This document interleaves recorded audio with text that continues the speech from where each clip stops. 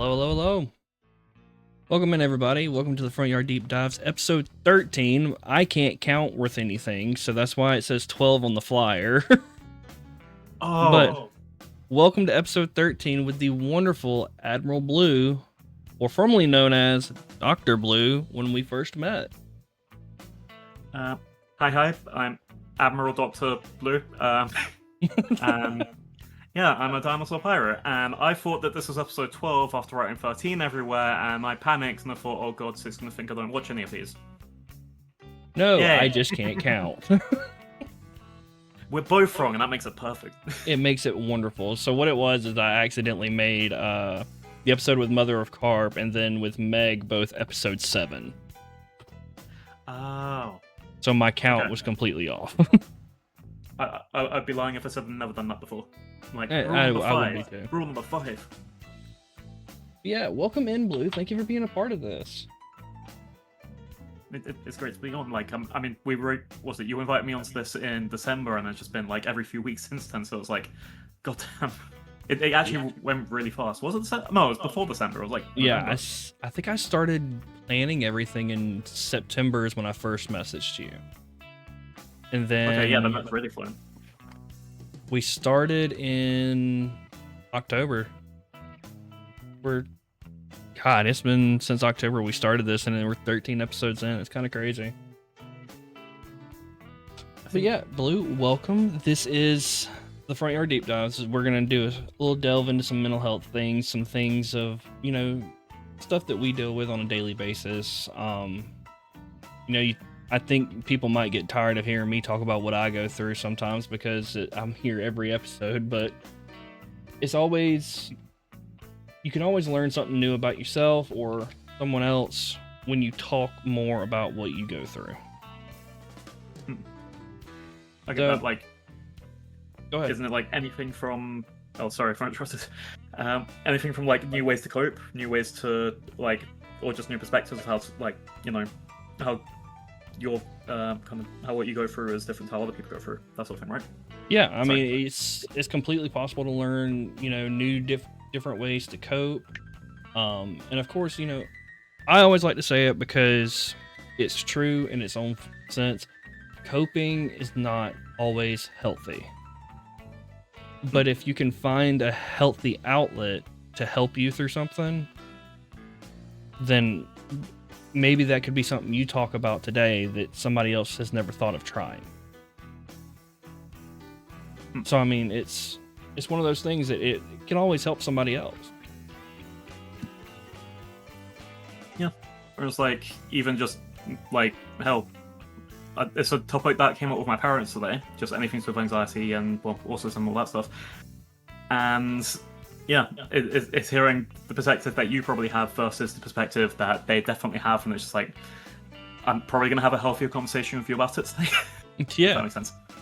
Yeah, 100%. And I know you. You're the funny, wonderful, amazing streamer who's almost at 1,000 followers. Congratulations again. Oh, thank you. But for the people that do not know you, would you like to give yourself a little bit of an introduction to everybody here? Would you like to deal with the raid first? You can go ahead. Okay. So, hello, I am AdmrrlBlue, Dinosaur Pirate Extraordinaire. I'm a British streamer. I'm my real life age, I know, immersion break, is I'm in the early 30s. I'm a 90s child. Dun dun dun. And I know. Like so many of us, but we never tell you guys. I guess the things I'll probably bring up here on the mental health issue side would be the anxiety, because I've all of that coming out my ass. Then, I mean, well, and then there's the undiagnosed but pretty sure autism that a lot of people seem to tell me that I have, but, you know, waiting lists and such and such. And then, yeah, just other things that I can kind of bring up. My main content of my own is generally variety games. Like, I did a space game today, I'll do a space game tomorrow, happy Star Wars day, that sort of thing. Hell yeah. And then I think my biggest role that I think I kind of have is like, basically I do my best to try and support the other people around me rather than like kind of focus on myself. So I have a few people call me their biggest cheerleader, as an example. Or, for example, knowing what everyone's doing. For example, Spring, happy birthday. I hope your card reading went well. Because I know about that, I was lucky in the stream, that sort of thing. Yeah, I mean, it's really great to have you here, Blue. It really is. We've known each other now for, I want to say 2 years now. Actually, yeah, it would just be about that. I actually wrote this down before, so I think we met through Pocky, and then I found Pocky in January 2024. Then, so we would have met about that time. Yeah, so that's actually kind of crazy. We met Pocky at the same exact time. I think it was like, because through Pocky, I know that I found her because of a graduate streamer, Luna Umbra. Pocky raided in, and this was back when I was like, yeah, I'm going to look at everyone that raids into someone. Which, I don't have that as much anymore, but it can be really fun. And it led to all of this, because, what was it? I think, so we met through Pocky. I know that, we wound up meeting people like Bacon, Clove, and a lot of our group here through Meg, because Meg started streaming and then met Dory and that lot. So yeah, it was like a massive explosion of a lot of our friends. I was actually just talking to, who was I talking to the other night? I think it was Reds, my moderator. I was talking to him of how crazy it was, how it went from, I was over in the music side of things, dealing with Joshua Travis, Ultraviolet Riot, and people like that. And then I met Pocky through Flurry. I was talking to Reaps about it. That's who I was talking to. I met Pocky through Flurry because Flurry had raided me, and I went over to check out Flurry. Flurry was doing a collab stream with Pocky. I met Pocky. Then it went to Opie, you, Meg, Bacon, Clove, Spring, and it just kept going and going. I've met so many people in the last 2 years. It's unreal. It's like some massive web, and it's just like it's even better when we just happen to find other people and then still find the same, end up in the same area. Because I mean, Belzy in chat, they're a great example. Like, I think I met Belzy through Acer, and then somehow that went to Belzy meeting. I think Belzy met Dory and that side through somewhere else. I'm not completely sure, but it's like one of those things. You all come to the same place because we're all such amazing people. Definitely no algorithm involvement. Amazing people. Yeah, I mean, it was just a network of friends that all came together, and I can't be happier with the amount of people that I've met. You were all beautiful, amazing people, and I'm so happy to have been a part of the communities. Yeah, no, it's really insane how that web just created itself, honestly. I think that's just kind of one of the very beautiful things about the space, because as much as, I mean, VTubers have a rep, what was it? Dogpilers, drama seekers, Google Dockers, attention whores, self-promoting everywhere, that sort of thing.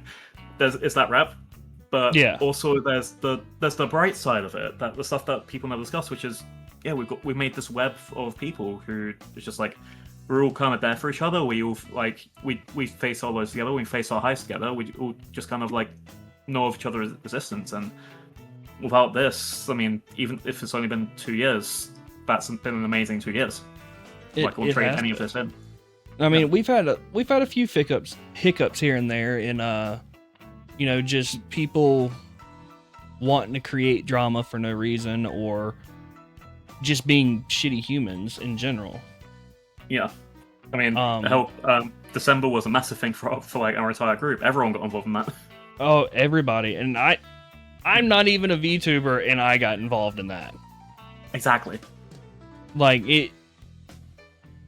December was such a wreck for a lot of people, and I'm sorry to anybody that had any kind of harm done to them in December from that. And I hope you're healing, and I hope you're doing better than ever now. We're about 5 months out from what happened at that time. I hope you're doing better. That does feel a long time ago, but there was it felt like there was a lot of fallout as well. I still feel like there's still a little bit of it hanging around some. A lot of people still kind of on edge from what happened. I think it's like essentially it was just a massive group breakup, and I can understand people being like anxious, being like, oh, but what if they do something else? What if they do something else? But I think most of us, like, or at least the ones who know to care about other people, we just want to drop it. We don't want to have to deal with this stuff anymore. Yeah, I mean, it's done, it's over. I don't want to like bury it because it needs to be remembered. And of course, he needs, his punishment for what he did. But at the same time, it's moving on and healing from what happened. Yeah.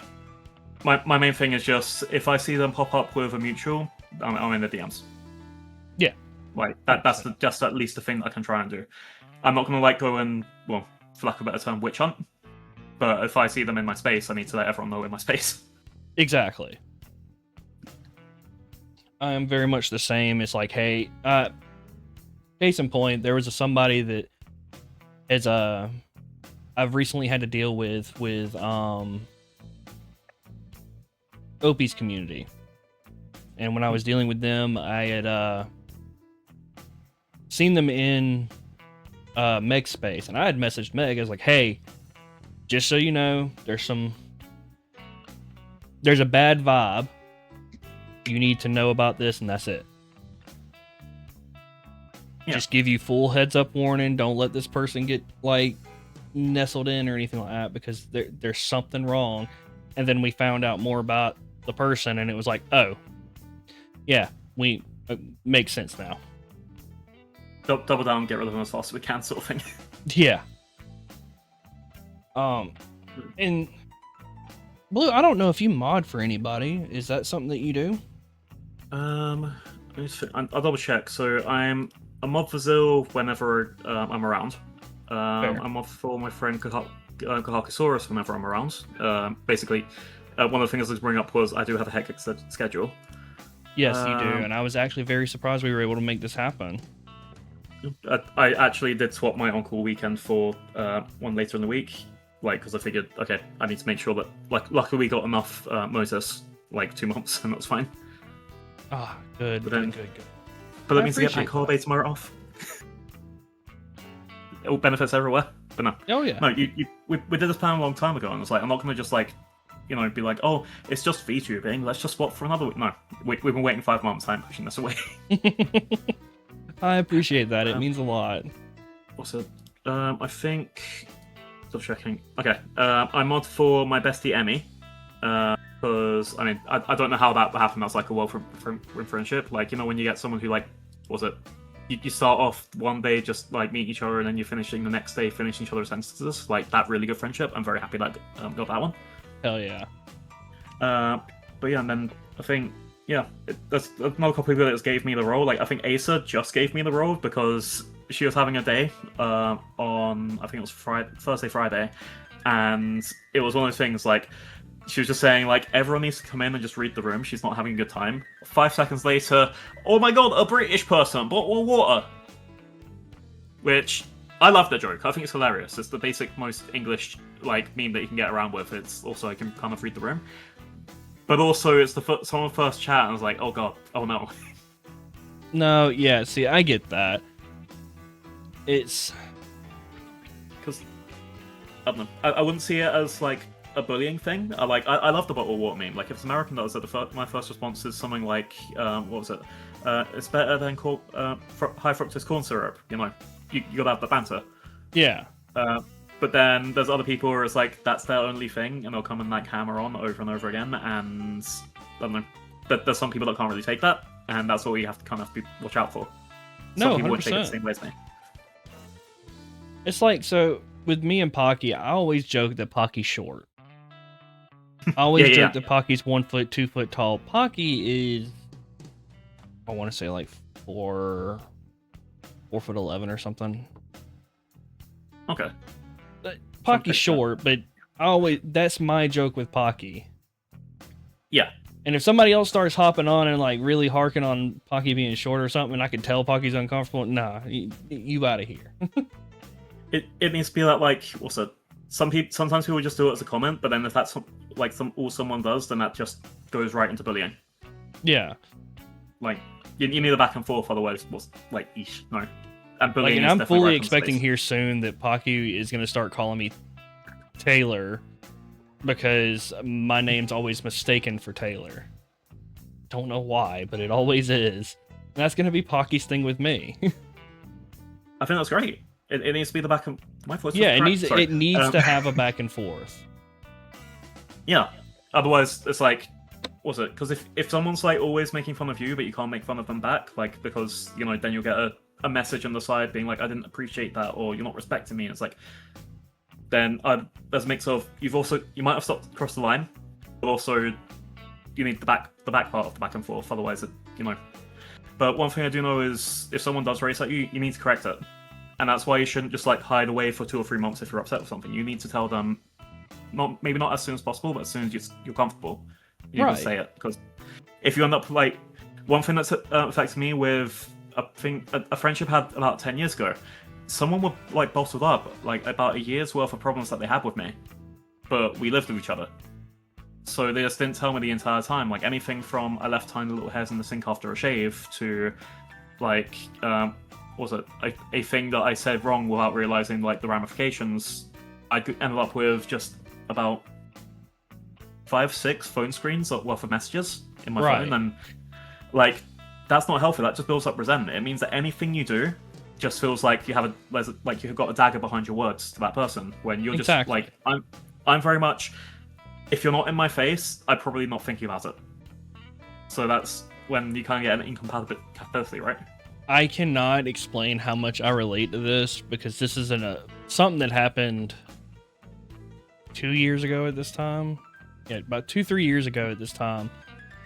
That's something that happened with me was that somebody took something I said wrong, and instead of reaching out and talking to me about it, they just held resentment. Yeah. And then 2 months later after that happened, they decided to in anger lash out about me on their stream, which it just ended up being me just cutting contact with them, being like, if this is the way you're going to act, I don't want you around anyways. Yeah. It was like something that could be a 2-minute conversation turns into like hours long of just anxiety and oh god, why does this person think about this long? And well, for me it drives me into like a big bit of introspection. I feel shit when that stuff happens. Like I'll punish myself more than anyone will punish me because I've kind of got what's the best way. There's an episode of BoJack Horseman where like it goes through his inner thoughts and he just goes, "You piece of shit, you piece of shit, you piece of shit," over and over again, like in his own head. I will do that to myself. Like if I see like, but then I've had one friend that also says, because I have that attitude, I also correct myself. I rarely make the same mistake twice, and if I do, then it's kind of like one of those things. I will recognize it and I'll make extra effort not to do it again. Right. But then sometimes that's not good enough for people. So then, like I said, cut contact. Yeah, I mean, I spent a lot of my life trying to be a people pleaser and to please the folks around me with everything that was going on. And then I sat there and I thought about it. I was like, it's not worth it anymore. So I started cutting contact with people. It's not worth the headache. It's not worth the heartache of trying to simply continuously please people just so they'll stick around. It's like, look, I'll deal with this myself. And that's how I've snipped family, I've snipped friends. If you are not helping bring peace to my life, then I don't have a need for you to be here. Yeah, and that's just the way I roll. Because at the end of the day, like, you can definitely keep those people. You don't have to like cut some of these people out completely, but you can just basically walk to the other room of the party. Like, there's a way to do it without making problems. But I do need that whole. I do like having something that's just like low maintenance, because if I'm constantly being like, well, I can't focus on this thing. Actually, it has happened. I had an exam for work, and I was so focused on the fact that horrible stuff was going down with my friend circle at the time, I couldn't focus on that exam. I couldn't revise. I failed it the first time I took it. And this isn't one of those things where, oh, it's just an exam, you can do it again in a week. This cost my boss like several hundreds. Right. And then that's one of those things where even before he sat me down, I was like, okay, if I'm worrying about all of this instead of actually working two things, I need to take steps to separate these people out of my life. Right.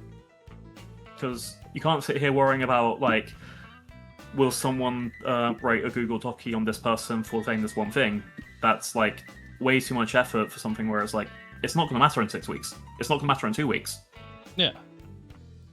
If it's having an impact on your life, and this isn't just a thing. It doesn't matter if it's a job. It doesn't matter if it's your mental health. It doesn't matter if it's like a lot of other things. If it's having an impact on any of those things your way, regardless how you see them, versus it's an online VTubing thing / it's a friendship that it seems to be poking for the next thing they can dogpile on.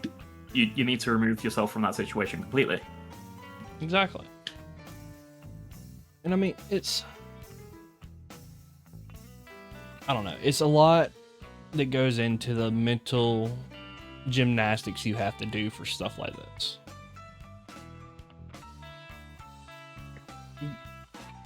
But we kind of went off on a tangent here, but I'm good with that. hey, it happens. I'm happy with it. It was a lot of good information. Yeah. Hopefully somebody can grab something out of that and realize, things they're doing in their life that needs to be fixed, not fixed, whatever it may be. I think all that I can really say is, like, if it's a push, like, it's very easy for me to leave. Like, I can leave really quickly, but if I'm putting my foot down and saying, no, you need to go, that means it's, like, another whole big thing. But in my life, I've left so many people, so many groups, and just gone off on my own. There's only a few other times where I've been like, no, you need to go. And I honestly feel proud of myself for doing that stuff when it happens. And you should. It is scary as hell. Oh, it's always going to be scary, but you should definitely feel proud of yourself for doing it. Taking up for yourself and actually standing for yourself takes a lot. It takes a lot mentally and just physically at the same time. I mean, the mental strain that goes into putting the thought behind, I'm going to do this and stand for myself for once and not let them run me over is insane. Like, I don't know. It's one of, like, because it's just you put a lot of pressure on yourself, because at least in my end, I feel like I need to do it right.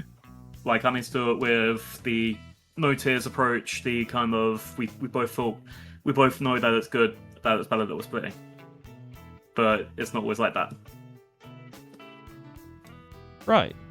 Like, what's it? Because at the end of the day, someone is going to get hurt, and that's the thing that kind of makes me pause sometimes. So generally, and this is the problem, I got so much empathy coming out my ass that it's like, a lot of the time I won't make that move because someone else might be going through something. I don't like punching down. I like making sure, like, and this is the thing, because I won't forget the fact I don't have friendship decay. I kind of like remember, like, if I don't message you for like 6 weeks, I'm not going to suddenly be like, oh, Sick didn't message me for 6 weeks, I'm never going to talk to them again. Like, but it is one of those things where I am going to be like caring about people that I cut off, even like, again, going for that whole flat me thing. I cut them off 5 years ago. I still miss them sometimes. No, 100%. And I think that's something that, even though I was treated horribly, there was a lot of double standards. There was bullying between, like there was a reason that the housemates dropped from 6 people to 3 people, and I was one of the last ones left, because like Emma was just fence sitting, caring about both sides. And I still care about them now, even though I really hope I never see them again. Right. And that's kind of like me. I mean, with my cousin, with one of my cousins, we grew up and we were inseparable. Like, we were best friends growing up. I had to cut them out. I had to cut that whole situation out. I don't speak to them anymore. I don't have anything to do with them anymore. But every now and then it's just like I miss them. I mean, that was, if you had me, they were there with me. Same with her. If she was somewhere, I was with her. Now I think we've gone, about 5 years now of not even speaking. It's like, and that's the thing. It's a good thing that you did, and it's a powerful thing that you did, like being able to cut someone off, especially someone that deep. But yeah, you just like it's not missing. I think it's not missing them specifically, but it is missing the feeling that they gave you, and that's I think the issue. It missing the happiness it used to bring. Because on my end, like the last thing one of them said to me was like that I'd be back because I won't have a support net. Don't think it's like the last thing, but it was in the last conversation. It was just like I do feel missing that kind of support. The idea that okay, I feel someone's being parasocial with me, or I feel someone's like not speaking to me. I miss being able to just go home and say, hey, what do you think about this thing? Yeah, and just having someone bounce off of. 100%. I mean, it helps to have that second opinion on things as well. But I mean, it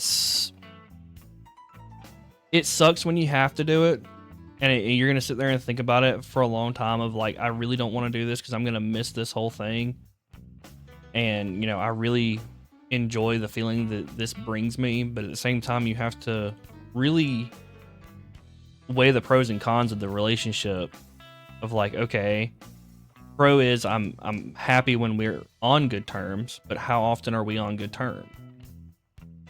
Yeah, it's exactly that. What was it? I remember an old meme where it was like, what's it? When people were like, what's it? If you can't handle me at my worst, you don't deserve me at my best. That thing. Yeah.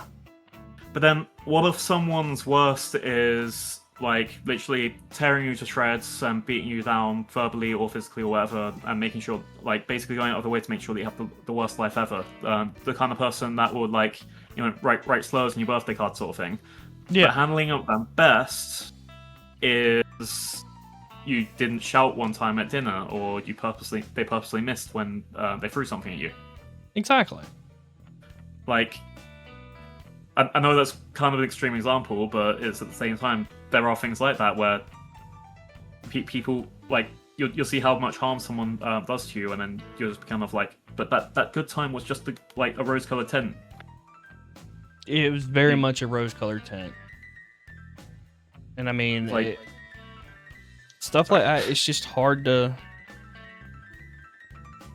process, but once you actually give your chance to process it and work through it and get past it, it helps so much.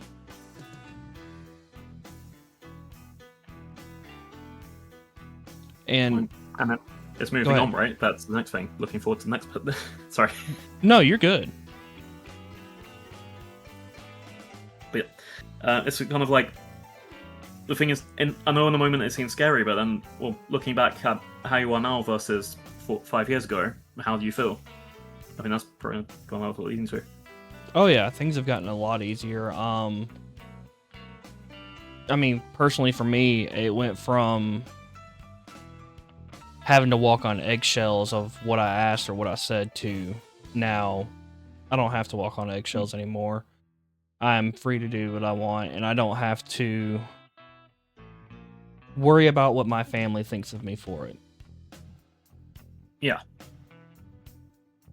Which, I mean, everybody knows that, my mom comes around on streams and hangs out with me and stuff like that. Me and my mom are pretty much best friends.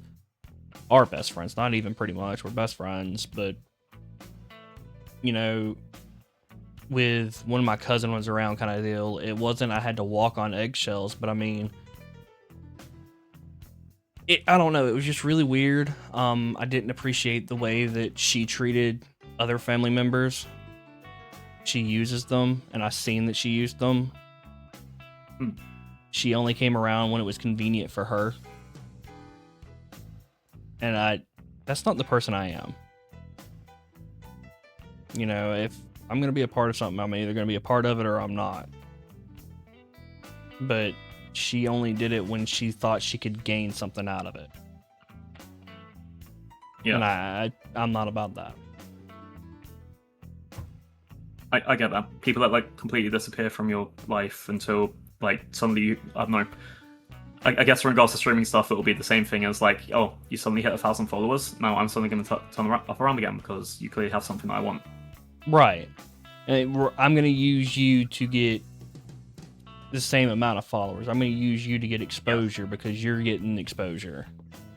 But then I'm imagining that it hits a lot deeper because it's family, and I know I was brought up with that whole blood is thicker than water thing. Everyone knows that. Well, hopefully everyone knows that's not the correct quote, but it's still, right. What they used to. I actually had to explain that to somebody the other day that wasn't the correct quote. Yeah, because like I've even this thing. I know it's not the correct quote. I know the original thing. The blood of the covenant is thicker than the water of the womb. I've known that the whole time, but I've never corrected my dad because whenever he says that, that's his way to try to control. Exactly. And that's my big red flag. It's like the second I hear that, it's like my trigger phrase. That's wrong, but I'm not going to tell him. But yeah, I'm happy you have that relationship with your mom. Sorry. Yep. Blue, we're going to bring it back a little bit, and we're going to talk about a little bit about you. Okay. Sorry. No, you're good. No need to apologize for anything. This has been an amazing conversation, and I love it. Blue, we're both streamers. We both know that we kind of put on a face when we get on the camera or behind the model, whatever it may be. We have our streaming persona versus our personal persona. Who we are every day versus who we are on the camera. Who are you every day, not behind the camera. So with the camera, I think I'm mostly the same. I'm probably about as outspoken. I make a lot less sussy jokes when I'm on cam compared to IRL, if you believe it. But generally, I'm dealing with time stress. Like luckily I haven't had any during this call, but usually when I'm at work, like I get 3 or 4 people messaging me during the day with their problems on top of the fact that I'm at work dealing with other people's problems because my IRL job is application support. So I'm out there dealing with fixing hospital machines and at the same time fixing. One of my friends has anxiety because someone messaged them wrong. Another one of my friends had anxiety because of because they had bad interaction with an art client. Like my general thing is avoiding the fact that I have my own anxieties by dealing with everyone else's problems is actually the way to really get down to it. Because I mean, you might have heard a lot of times during this chat, I keep saying sorry just for even opening my mouth. Like right. I feel like meant to be not heard. Streaming is my way to get heard. Streaming is my personal diary. There's some things I'm not gonna say just as often. Like for example, if I came out here and then started spouting my political beliefs on your stream or my stream, I know I'd be also probably summoning down a hell of a lot of people being like, "How dare you support the Green Party?" sort of thing. But right. That's just life. And personal beliefs are, they're a thing. I mean, you're allowed to have them. There are things that other people take their beliefs too far in my opinion. And when it comes down to political stuff, I mean, I don't agree with anything in America that's going on right now, left or right. Yeah. Neither one is getting us anywhere. It's a whole mess that I probably am 0% even qualified to go on. Exactly. Neither am I. It got so bad I quit following it.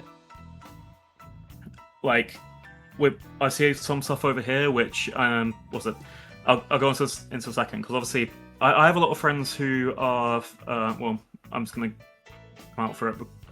Basically, they would be on ISIS list, but just for resisting.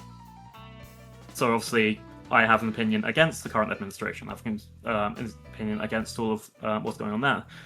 But then I run into people out in the wild who are basically don't believe everything the media tells you. Whereas I'm looking at what the media is telling me, and the media is telling me that you guys, you all need a hug and a pat on the head and something. I don't know. Probably a lot of alcohol. Alcohol would help a lot. Maybe just an entire let's forget about everything week. Yeah. Help it for a bit.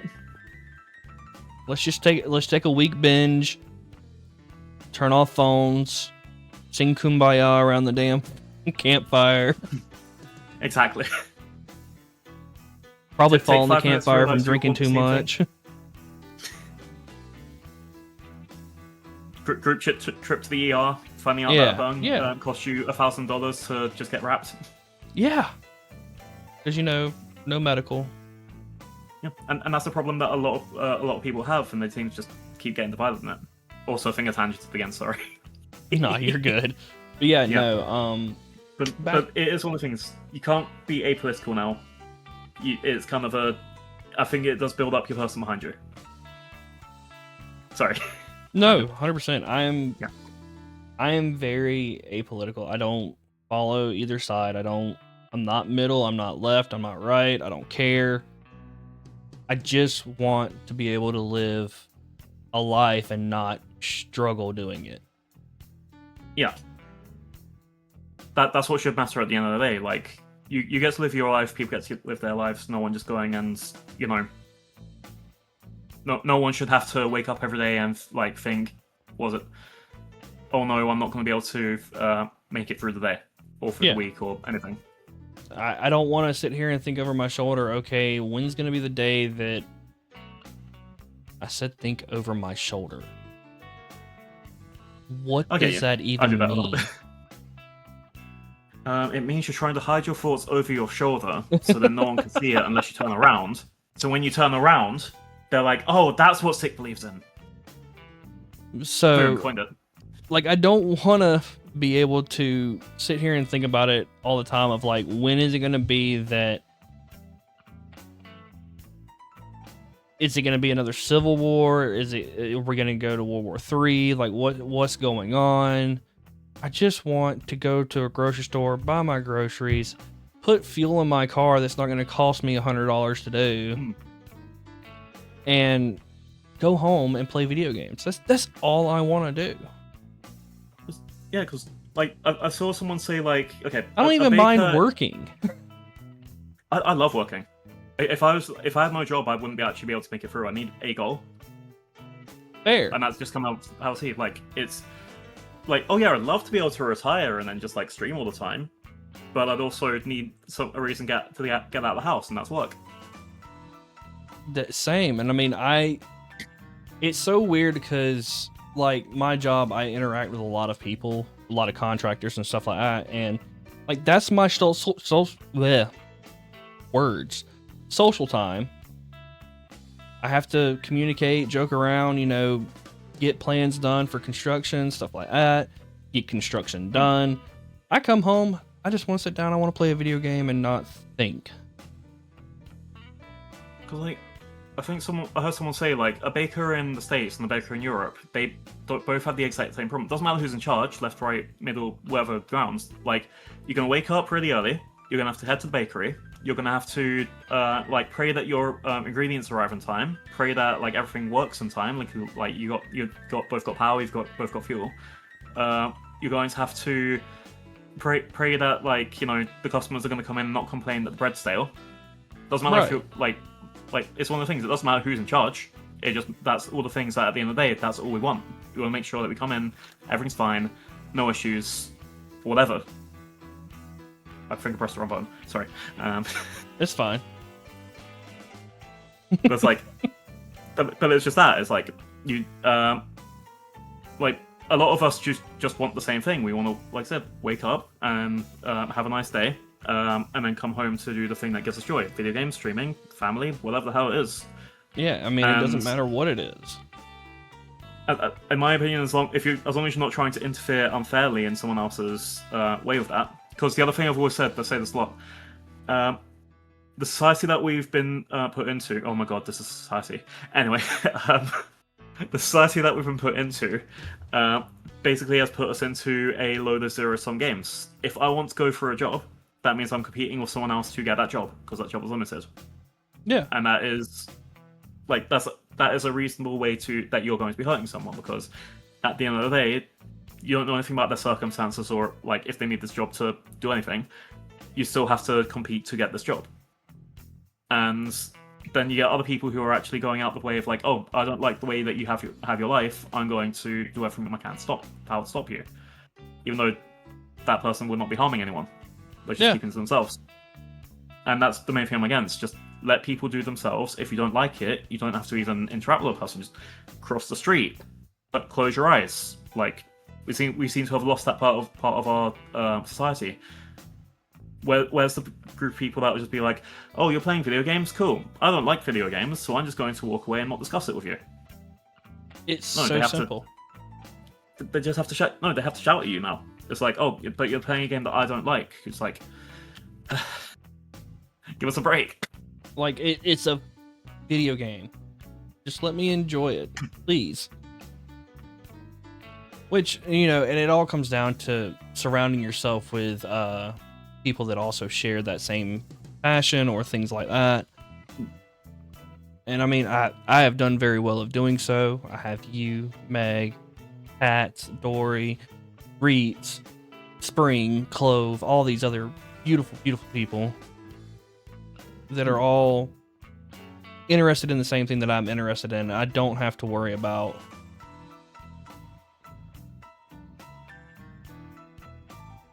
like negativity coming into it. Yeah. And because at the end of the day, like, oh yeah, sorry. Other things. I think you've brought up a little bit about your anxiety and stuff that you deal with on a daily. Anything else that you want to share?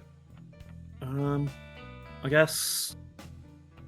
I think the thing that's been on my mind most recently is a lot of the whole noticing people that just don't come around anymore. In the sense of, like I said, I'm not someone that gets friendship decay. So if I know someone that, like, okay, you're going through it at the moment, you're not going to want to talk to people for 2 weeks, I'll see you then. I forgot to DM my friend for a couple of weeks, I'll just send you a dad joke. I'm not going to turn around and be like, well, you didn't message me either, I'm not going to talk to you ever again. Unless you're actively doing something kind of to me, I won't really lose that friendship. I'll just be like, oh yeah, I like that person, they're great. But then there is that sort of thing where I look around and I see, actually, I haven't seen you since 2025. I haven't seen you since 2024. And it's more realizing there are a lot of people that seem to be disappearing around us, whether it's intentional or not. And that's the thing that's kind of like the next thing I'm just like, oh no. I think that's going to be my big thing. Because there's someone that, like, we used to talk every day. And then suddenly, like, I see them around, I see them going live, I see them, like, messaging other people, but then I think it went through just, like, a quick check or something, saw their name come up and was like, oh, I haven't seen you since September last year. Did something happen? Did we just drop off? Or was it nothing? And I think that, or it's like, one of my very early followers was Mob. I'm not sure if you might remember, but then seeing their Steam say that they haven't been online for 77 days. Oof. Like, it's that, like, 77 days is just, I don't think they've, like, quit, I don't think anything's happened to them, I just think they've changed account and just aren't into streaming stuff anymore. No, I mean, that definitely may be the case. Yeah.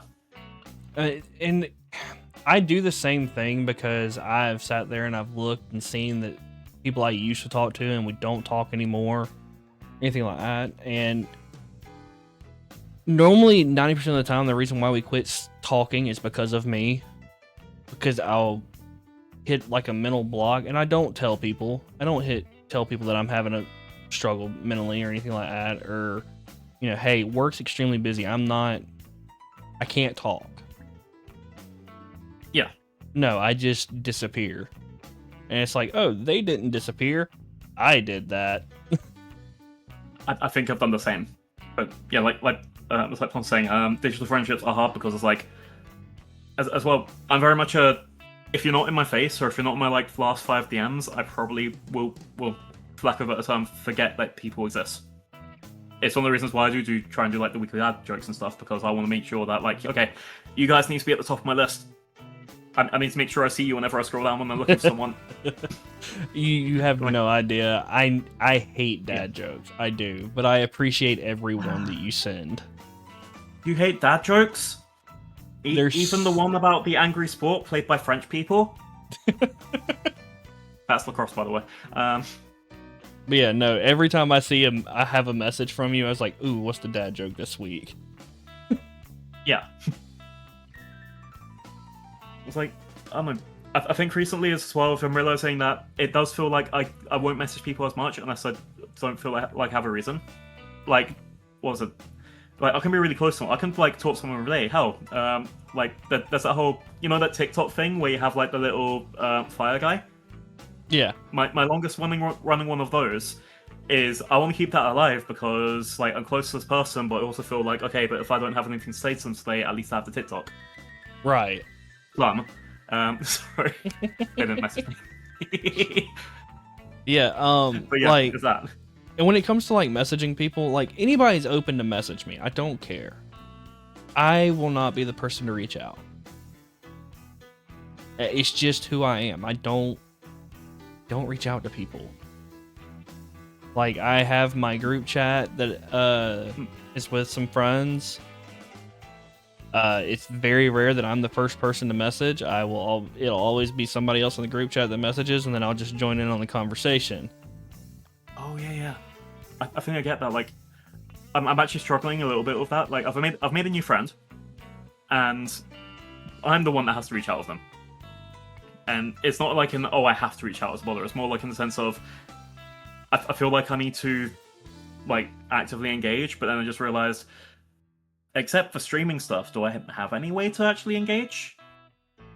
Yeah, exactly.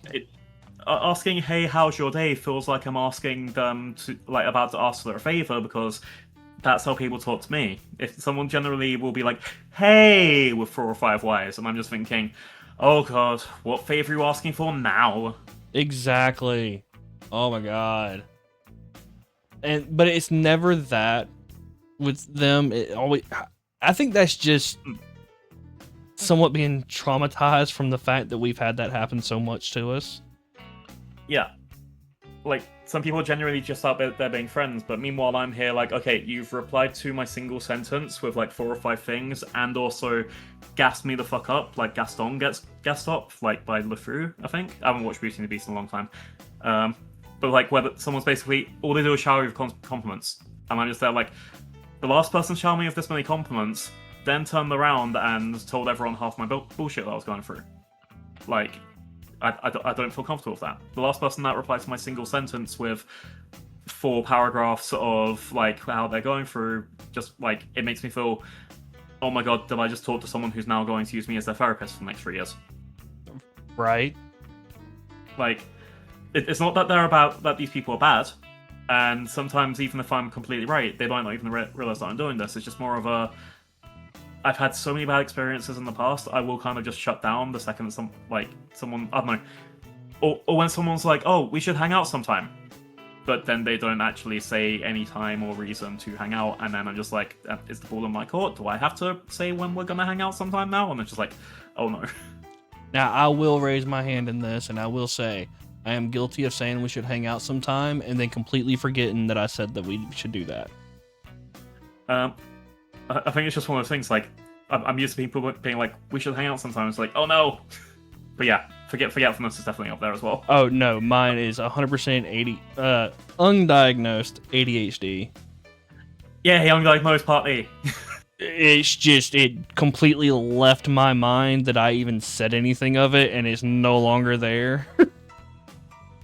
I think I have that as well. It's like, even with this, I press start collab, press onto a call, or even just like start typing a message.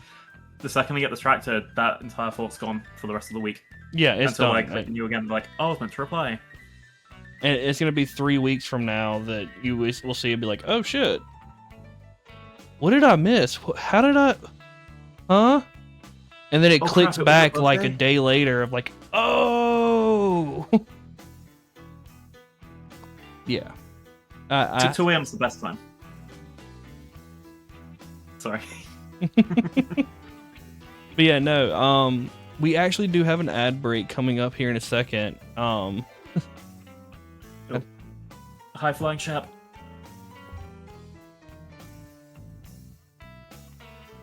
Give me just a second. Yeah, fine. Because the thing, Yeah. I'm just looking Ads are through and coming up being here like, in about a minute Sorry. and a half. So we're gonna take a quick break soon. Yeah, I mean it's been 88 the undiagnosed ADHD. I think there might be a little autism in there. I don't know. I've taken a test. A friend of mine said the test is accurate. It said I was.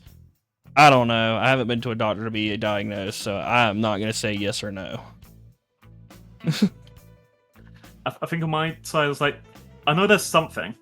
A lot of people like, because what was it? The whole thing of like what's it? One of your bullies can basically diagnose you in 10 minutes, while you're while a doctor will take 3 years to get you down the list. That sort of thing. Yeah. I know there's something up. I also know that my mom's had me tested me herself, and okay, so this is the 90s, which is what was it? They thought that the whole vaccine thing causing autism thing was a real deal, which it isn't, but it's still, they decided to have me vaccinated anyway. My mom thinks, oh, I might have had something. Test me herself by getting some notes from another teacher, and then the thing is, if you test someone yourself and you're convinced that they don't have autism, you're not going to find that they have autism. You're not going to find they have ADHD or anything. This is where I'm undiagnosed, but pretty sure, because I could have a lot of these things. I've got a lot of the traits and symptoms, or what else you want to go through it, but no one's ever really confirmed. I do know I have panic attacks. I do know that I get seasonal depression. That's basically it. I suffer with anxiety and depression. I am diagnosed on both of those. I do not take medication for either, but I do have them. For the autism and ADHD, no, undiagnosed, but pretty sure. Yeah. But yeah, no, we're gonna run this ad really fast. We'll be back in 3 to 4 minutes, everybody. If you need to go run, take a restroom break, or go get some water or anything like that, please do so in the ad break. We'll be back soon. Yay. Let's go.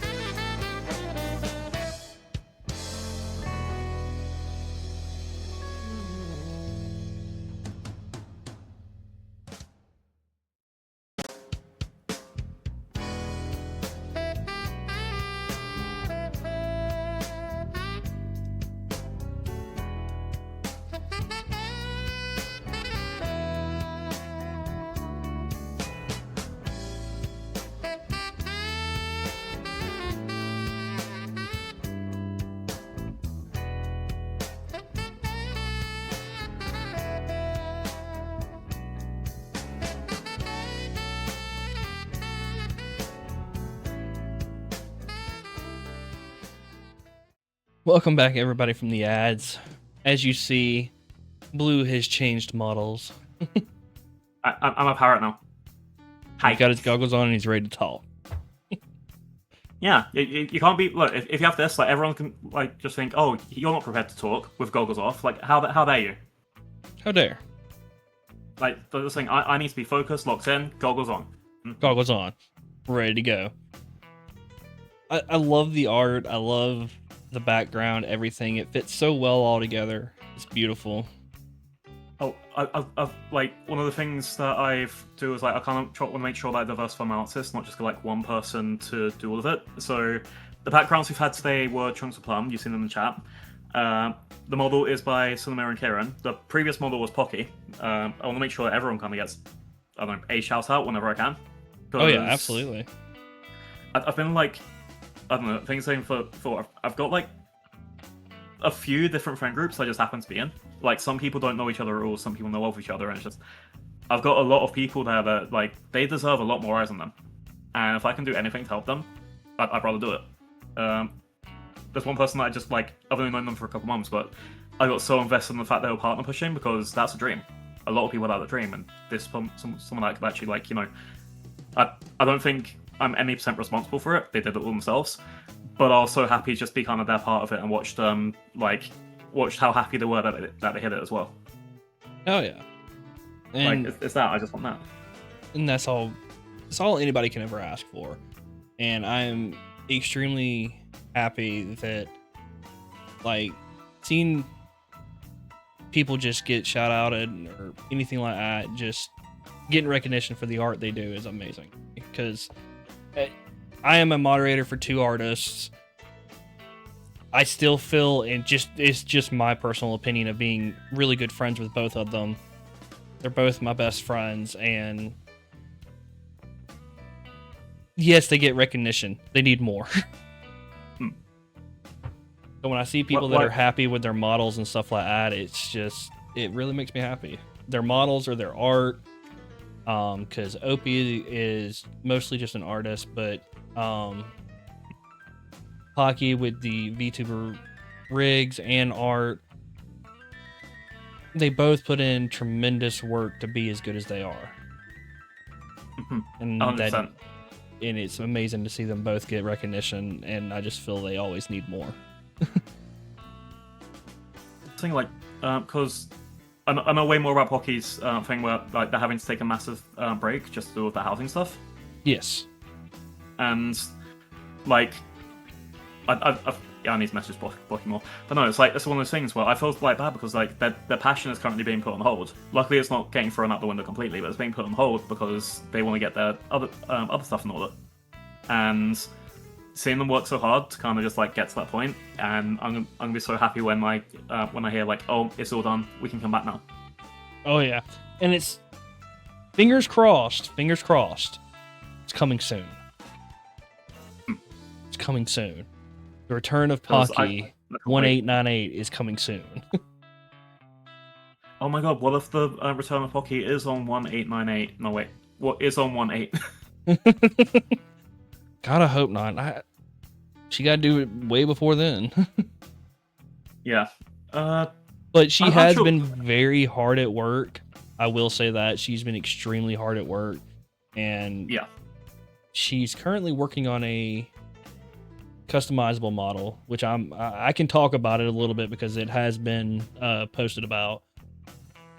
But yeah, working on a customizable model, kind of like a chibi model, and it's coming along really good, and I'm really excited for it.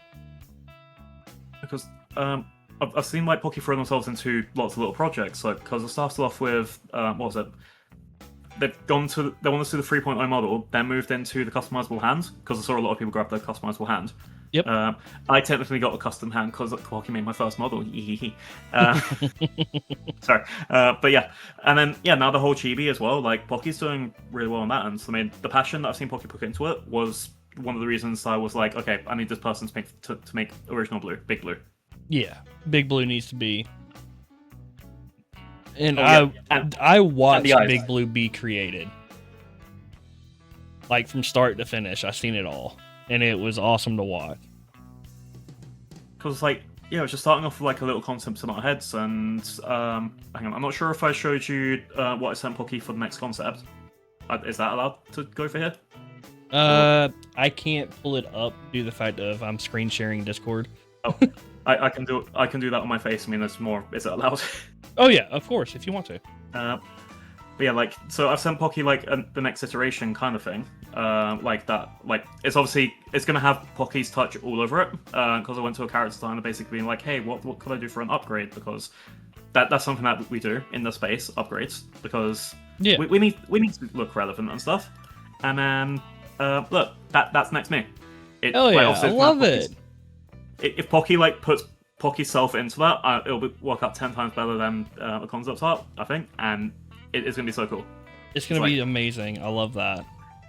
But then the other stuff Pocky's on already, I would say is perfect. Like, I don't see any other things being upgraded. It's more, well, the same thing. Like, because I think one of the things you said earlier is what you're not used to the fact that I'm Admiral now instead of Doctor. Yeah, But that's part of it. I need to at least make sure main model can also become Admiral, not Doctor. of course.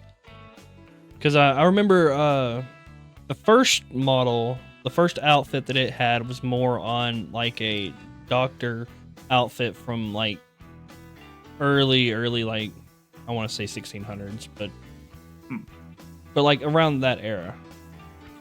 I was very close to getting to your Plague Doctor motif, and then we would have had to compete. I mean, you know, and I wouldn't be able to do that, so I had to make sure I separated myself from your persona. Maybe one of these days I'll actually have a model or something, and I can actually be the Plague Doctor. I can actually be sick. I think it would be a fun thing to go onto the side, just like for a fun laugh, right? Oh yeah. I've thought about it. I've thought about getting a model and everything like that, because I will say it's tiring being a face cam streamer. It's, you know, let me make sure the outfit's right, my hair's right, blah blah blah blah blah, all that stuff. Let me find out which hat I'm gonna wear. I've got and also 30 you have hats to, wear to choose from. Say again? You have to wear clothes right now. Ugh. I would still wear clothes even if I was a model. Oh, the anxiety gets you. Yeah, the anxiety would be insane if that camera for some reason comes on and it shows me, then yeah, I'd have the exact same situation. Like, as in, I'm saying that now, and it's like, it's 20 degrees in my apartment, really hot for me, and I still have to have a shirt and pants on because, oh god, if I didn't. Right. I know the tech behind it doesn't actually work like that. There's no way that my face is coming onto camera unless I literally make it, but that's not the point. It could happen. It could happen. And that's the could is too much of an anxiety attack already. Yeah. At the fact, I don't really feel comfortable talking to people when I'm like unclothed. Yeah, that like, too. Like, it's weird. It's like a respect thing. It's weird. Yeah. You know, we were talking a little bit about it during the break or whatnot. You know, how we got on the discussion of friend groups and how mentally exhausting they could be and stuff like that. And I don't think it's talked about enough, because I feel like a lot of people tiptoe around that whole topic due to the fact that they don't want to hurt their friends' feelings. You know, how do you feel on it? I think coming towards something like candidly and honestly as much as you can is the way to go. But I also know, due to like personality issues or compatibility issues or other things, it's not always possible. I'm someone that's very much like, well, again, you'll see me saying sorry for even opening my mouth, like sometimes when you're just thinking I'm interrupting. We clarified on the break chat, I'm not doing that. But yeah. But it's one of those things where, like, there are people that make me feel like, okay, opening my mouth is the bad thing. I should kind of keep myself quiet till later. Or, what's it, you want to make, like, you don't want to say something like, I don't know, you're only 80% compatible with this friend and only 40% compatible with this friend, because, again, I don't think I've run into anyone that's actually malicious. Well, one exception in this space. Right. But then, and that exception was December. But what I mean is, like, it's kind of, I think it's something where I like diving into a lot of different groups, because I can just look through Discord and I know I've got a lot of different people that I'm friends with for different reasons. and it's nice being able to be like, okay, this is my jump in whenever I want friend. This is my brain rot together friend. This is my send memes low maintenance friendship. This is my I kind of wouldn't say categorize people, but it does feel like that sometimes. Yeah, and I'm the exact same way when it comes to stuff like that. Like, I know when I'm talking to Pocky, Opie, and Reds, that's actual conversation. That's gonna take sociability. I have Clove. That is sociability. But I also have the friends where I just send them reels on Instagram all day. Yeah. That's our only form of communication is videos. And you slowly know what more and more people like as you go through. Yeah. Like, what was it? Like, based on their reactions to certain reels. And it's like, I found myself sending some things that will only go to one person, and some things I'll be sending to 10 people. Yeah. Like, all my short videos, all my reels that have something to do with calling people short, I send to Pocky. Exactly. Perfect. It works out. No, it's like, because I mean, I've got Dory, who every time I click a reel, I'm always expecting Danodor, rawr. Like, and that's a really fun thing. Is like, I love getting that. Or it's like, I know that what's it? People like Zill will reciprocate the dab joke when they can, or I'll get like something to chat with them with. I know that what's it? I've got one. I've got another person who is like, I know that I can talk real shit, not have to like hide my words or hide anyone's feelings, because we're down to earth with each other. We'll say exactly what we do, and we know that we're not going to say anything outside of that voice chat to other people. Yeah. And I think that's okay. I think a lot of people like kind of shy away from the fact that some friendships are just you say hello walking past each other in the elevator and never again, or like, what's it? We're a band and Blue's here. Or, like, what's it? There's some people where it's like, if I ever DM them, oh god, something's going down and I need someone to yap about with. Like, it's just that. And I mean, so, for me, like, the group chat, that group chat is sacred. There is nothing in that group chat that's going to leave that group chat. I don't think I have any group chats like that at the moment. I think I'm very like one-to-one with a lot of people, like looking through. I think I've got a couple of group chats, like things like, oh, this is collab group A, collab group B. There's one that's like definitely like I love everyone, and then to the point like, yep, we gave ourselves nicknames. I think this is alphabet A B C D because I think it's Acer, Blue, Chunks of Plum, and Dory. Like things like that, because like it just works. There's things like that, like you kind of like mesh together like a puzzle. And then there's other ones where it's like you're going to talk to each other because you've got a set thing that's happening 3 weeks from now, and then you're later going to rename that group chat for the next date that you're hanging out and the next name, so you don't forget. Right. Like it, and yeah. Then there's other. I think it's just one of the things. I like being able to have like a very different amount of relationships with people, because relationship management is probably key in the space. I think I said before. I think a lot of people that burn out in the space is because they're struggling to make real connections sometimes. I don't think this applies to everyone. This is just like kind of an anecdote to what I've seen. Someone who's just going in someone's chat saying, "Hi, you're amazing," gets a shout out and leaves. Doesn't stay to be part of the community. Doesn't stay to be friends with anyone there. I think they're burning out first because they don't have that structure, support, or even that person just like to sit around and be like, "Hey, I hope it's going well. Listening to them in the background." Right. And I'm gonna be completely honest with you, Blue. I lurk in your streams a lot. Everyone I purposely don't chat so I don't get the shout out. Wow. To be fair, yeah, I get you. Like, I purposely don't talk so you can't shout me out. But that's the thing, like, because it goes back to a lot of what I said before. I like making sure I like people getting their eyes on them for a start. I know a lot of people, like, because I see the dinosaurs at the bottom. I don't always look at the names, but I do recognize, like, for example, I will recognize a dinosaur avatar being someone specific one, because I know that they will always come up as a blue Carnotaurus, that sort of thing. That's my persona, so I'm not calling anyone out there. Haha, take that, chat. But this is what I mean. Like, I will recognize certain people there. I know not to shout them out, but at the same time, it's just like it kind of warms me, even if like they're only been there for like 5 minutes. I'm still just know like, okay, that person's popped in. I'm happy with it. I think one of the big things of having issues with streaming is, and I think everyone who's been around for a while has seen this. I don't know how to show my friends that appreciation properly, but without also drawing a spotlight, but also without kind of being intrusive. Because I used to have it so, and you know this, when you shout at someone, it gives you a 2-minute cooldown. Yeah. I used to have it so if someone types in chat, it will shout them out for certain people. I think I had about 60 people. I stopped that the second that one of my friends raided me, right after someone did an exclamation mark look and got that shout out. Basically, someone stole their shout out, if that makes sense. That's just rude. Like, it wasn't actually a steal, it wasn't like intentional, it's just like that it was like someone wrote exclamation mark look to get the shout out, and then someone who actually raided, someone who wants to be part of it, didn't get that shout out. And I was like, yeah, I can't do the shout out, I can't do exclamation mark shout out, I can get the da da da da da da da da. That shout out I like having, because I can just basically be like, hi. Oh yeah. I don't know. No, that one is like, that's the only reason I don't speak sometimes, is because it's like, no, you're not getting the benefit of this.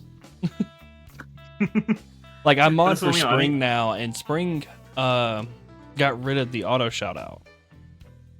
Okay. For people that, you know, when you speak in chat, it shouts you out and stuff like that. And I was like, finally, I can speak without being shouted out and, you know, shouted at or whatever. Spring sat there and made my auto shout out again, and I'm the only other person besides Faye that gets shouted out now. It's like, why? Just leave me be. So would you like me to remove you from the shout out now? Like, that's one of those things. Oh, that's up to you. I'm not gonna like force. No, but it's like, that's one of the things I do. Like, I don't want you to feel like you can't chat, but at the same time, I do. Oh no, I do it. Just 90% of the time, okay. I can't talk. Oh no, okay, I get you now. I have that. That's like half the time where I'm lurking. So I know the second that I say anything, it's gonna be a conversation. Yeah. And I know that I'm definitely, obviously I am guilty of that. Like, the second I see someone that I like in chat, like, oh my god, how's it going? How's your weekend? I haven't seen you in ages. I love. No. Yeah. So like, that's why, like, sometimes I'll even do my dailies late. I'll hear like, hey, I gotta raid out, da da da, and I'll swing and like, oh, let me grow my daily real fast before they leave. Yeah. I get that. It's because, like, I don't know. Because it can be a big distraction as well, especially if you are working your own thing. Because then it's just like, okay, now I'm not only talking to the chat, I'm talking to you. Yeah. And I know that's like, and I get that feeling of a lot of things where I feel like, is that how they feel when I come in and say hi? Is that how they feel when this happens? It's like, if I wrote a paragraph of like a thank you, does that mean that they get also icked out? If I get a paragraph, like how I get a paragraph of thank yous, that sort of thing. Yeah. It's like, it's the balancing thing. Oh yeah, and I mean, like I'll use Meg for example. I mean, I always I'll go into Meg's. I always try to make it early, that way I can sit there and do it during the start and soon screen. But it's my daily my daily forest flower. My daily tea. That's what it is. Get my daily tea. Throw a cup of tea at Meg and a microwave, and then I'm in straight lurk mode. And I'm at work and I'm doing stuff. And they can't do anything back. Nope. I think that's sometimes big brain. I think I'm kind of on the point where I'm still waiting for that point where I get 10 people into chat as soon as I go to a starting soon. I think that's more of a personal goal rather than I need people to be like this. Because I see, like, a lot of what I do is basically, I've seen it happen to other friends who are just, larger, for lack of a better term, where it's just like how they, like, this is why I have this auto shout in the first place. I've seen someone else doing something, I think, I like how you do that, I want to do it too. Yeah. Not, because I know, like, especially, like, because I love analytics. I'm not here, like, being, oh, I need to hit 1,000 by the end of the year. Like, if I stay at exactly what I have right now for 2-3 years, I don't mind about that. it's more of I just like seeing the graphs go up and down, being like that works, that doesn't work, blah blah blah. I like the analytic side of it. Right. But like seeing one of my friends, like seeing one person have it so. What's it? You can pay 5,000 channel points to have a PNG on the screen for the rest of the screen, like commit to my model or something.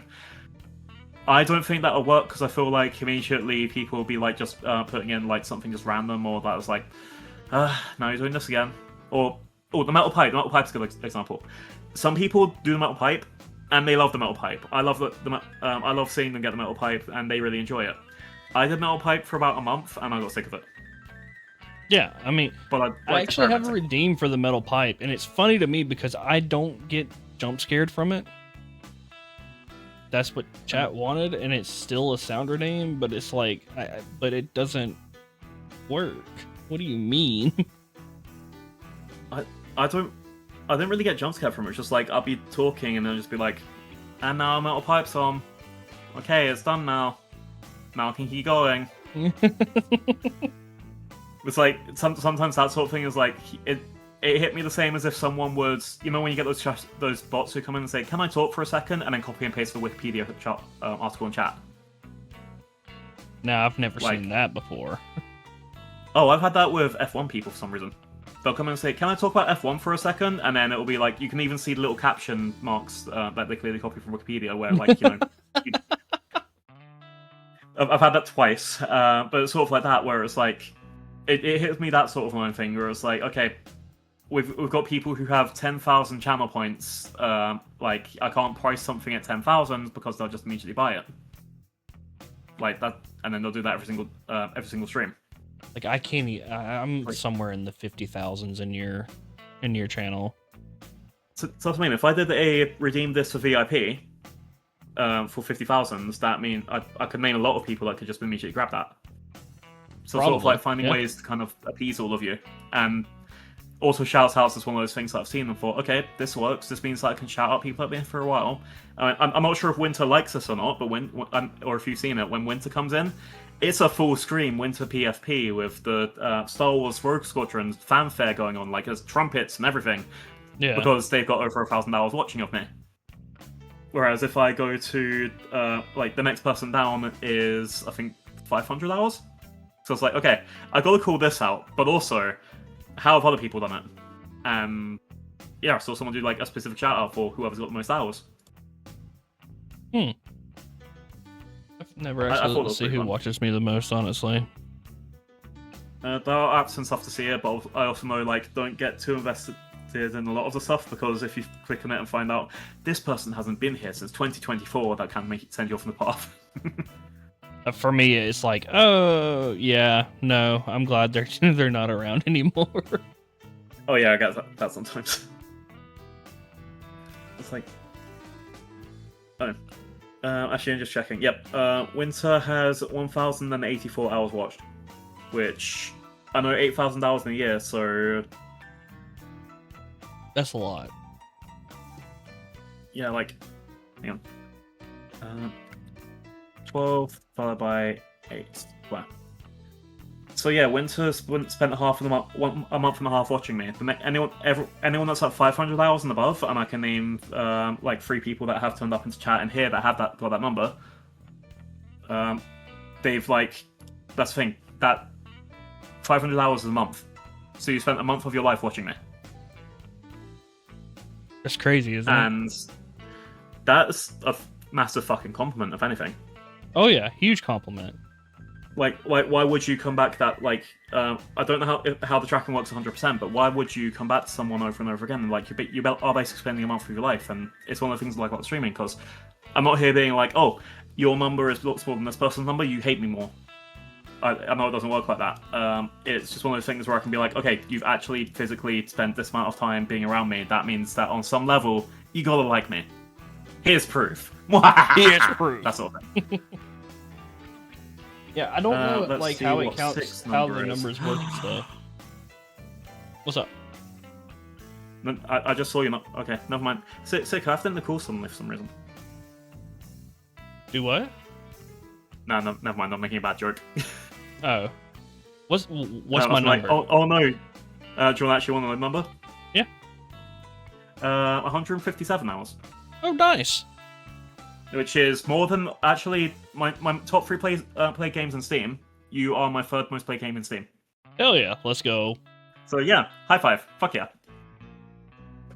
But you know what I mean? Like, if I actually got down and like gave you like a category, like, oh, you've only watched me for 100 hours, that puts you on this level of VIP or something like that. That's where it's like over a line. Yeah, and I mean And I've never dove into the analytics of my stuff. And like, for anyone that's like coming up here being like, oh, you're gonna you're counting into the numbers in this, but this doesn't include the stuff outside this. Technically, this entire interview is not being counted in my numbers for a start. Like, there's other things that are just like, the numbers aren't everything, and there's just all the stuff behind it.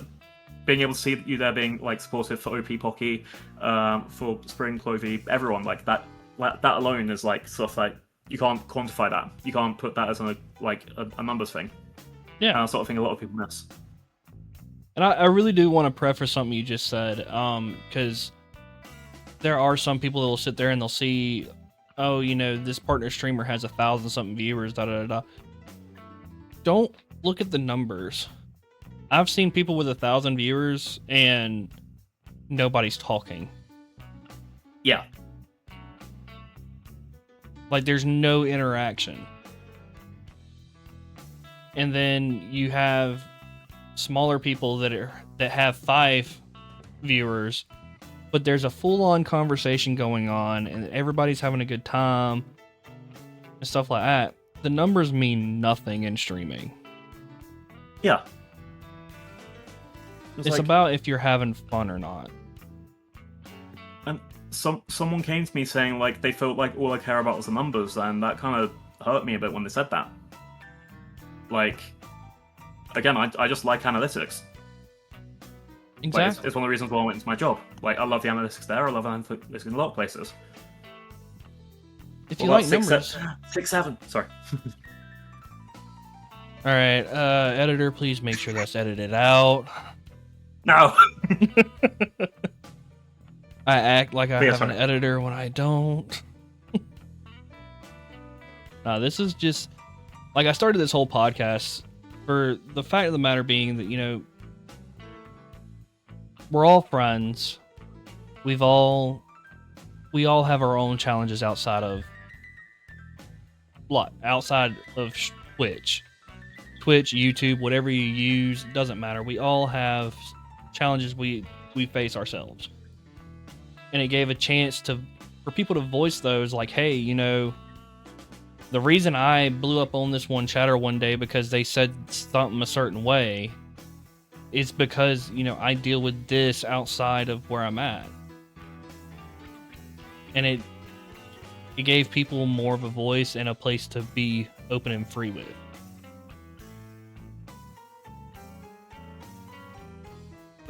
Yeah, I love these podcasts because it's just it's an opportunity to be candid, to let everything out there. Like, if I came in here with anything that was just not like honest or like with an agenda, that's just not fair to everyone that you have on now, everyone that you have in the future. Right. And it's a really good service you're kind of doing for people, because there's a lot of people here that will feel not alone, or they'll hear me say something like, "Oh my god, that's so real." Right. And that was the purpose of this podcast, was to open up the, hey, we're sitting at a table, everything's spread out on the table, this is me. This is why I have certain issues with people making comments about this, or if somebody brings up, like, one thing that I've rarely talked about is back when I was playing guitar on stream, there was a chatter that came in and they had said something sexually about me holding the guitar. Of like how they would rather me hold them that way or something. Okay. It was very weird. It was very uncomfortable. I kind of quit doing guitar streams because of it. It's like, if that's the kind of, you know, if that's going to be the kind of community that's going to bring that, then I don't want nothing to do with that. Like, it's not funny to me. It's kind of weird. It's kind of disgusting, and I don't find that. It's very uncomfortable. and like now doing on podcasts and stuff, I can explain like, you know, hey, that's just like really weird, and that's very uncomfortable to me to have comments of sexual stuff made towards me. Like, I don't view you that way. Why are you going to view me that way? In which I know, like, some female presenting streamers in VTubing space or just in general in Basecam, flesh tubers, whatever you want to call them, deal with the same exact thing. Because kind of changing for the example I want to make. I streamed this model. This is my Emmy model. The first time I streamed this model, I got some of the comments. I kind of like. I'm sorry that it went through review for that side of things, because kind of it screams very much how dare they. Why would they, like? Was that a first time chatter or something new for a while? Somebody that was a part of the community for a while.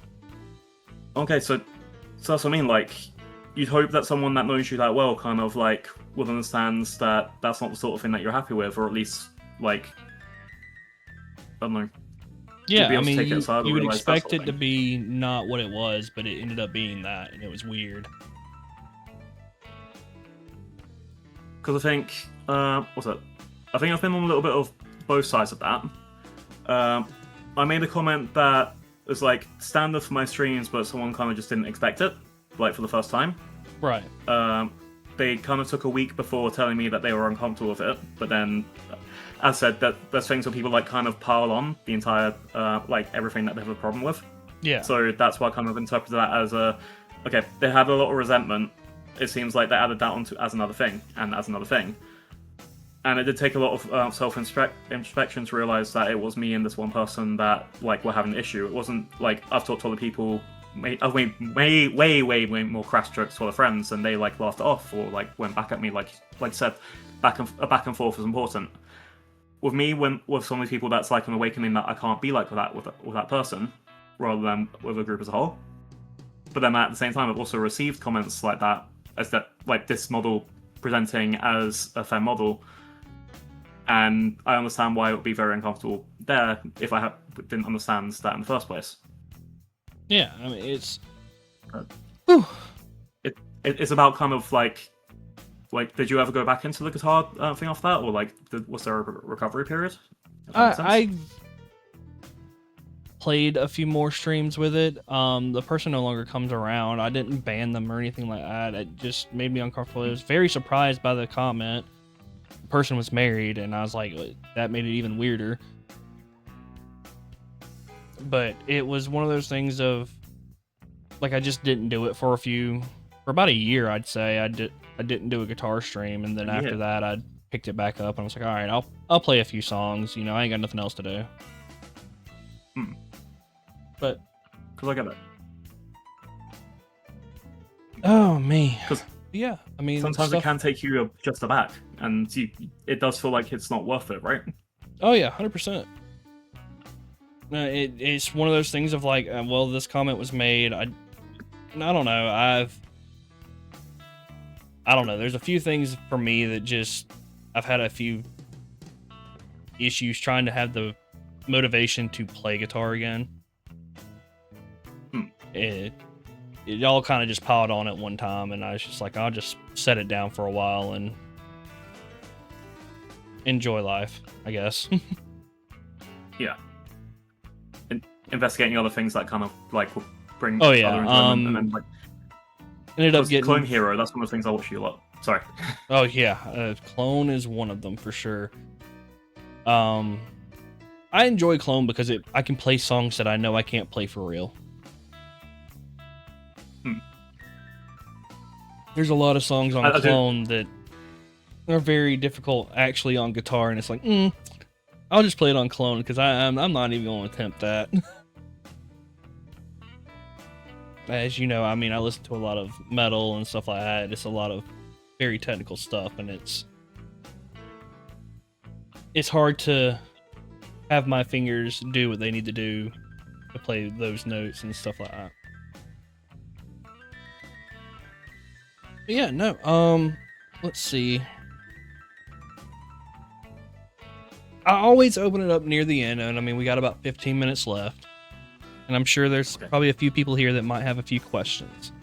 I always like to open it up to chat to have a chance to ask us questions, if they have any, of course. Are you open to having those questions asked of you? Yeah, I'm very happy to hear anything. I think this is the closest you get me to a complete open book. I mean, I think. Yeah. And I understand, and let's you change know, it to this model because might as well. Sorry. No, of course.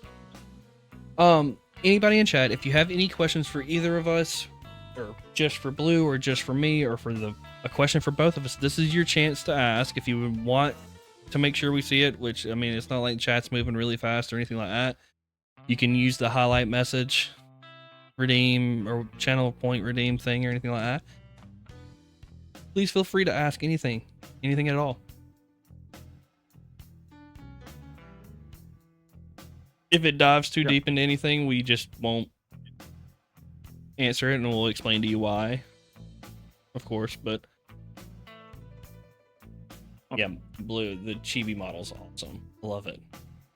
Oh yeah. Wait, I love this. This is like my second default if I can't get that. I like whipping it out when I need to look innocent, and like when people need to not punch down on me. Please ask me nice questions. How do you reinforce boundaries on stream or with fellow creators? I think about 90% of the time, I haven't had any issues. Like, we've just kind of, like, usually it's been with people that I know at least a little bit, and we can just jump in, and, like, we don't even have to have the discussion. I think one thing that pops out of me is we had a Prop Hunts collab, or Prop Hunters collab. It was hosted by Bacon, and one of the early things that was said was basically we laid down the fact, like, please don't make these jokes, and please don't make these sort of comments pretty early.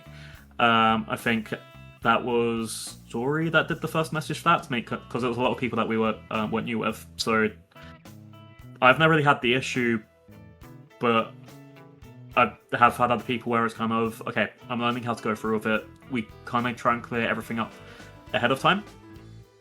I think I've only ever had a couple of issues with boundaries. One which I cleared up after it happened, like the next day, basically being like, I can't appear on your streams anymore because I wasn't informed that, you know, you weren't an 18 plus creator and you had a lot of minors in chat. Basically, it was a professional afterwards, after being on my best behavior during the stream.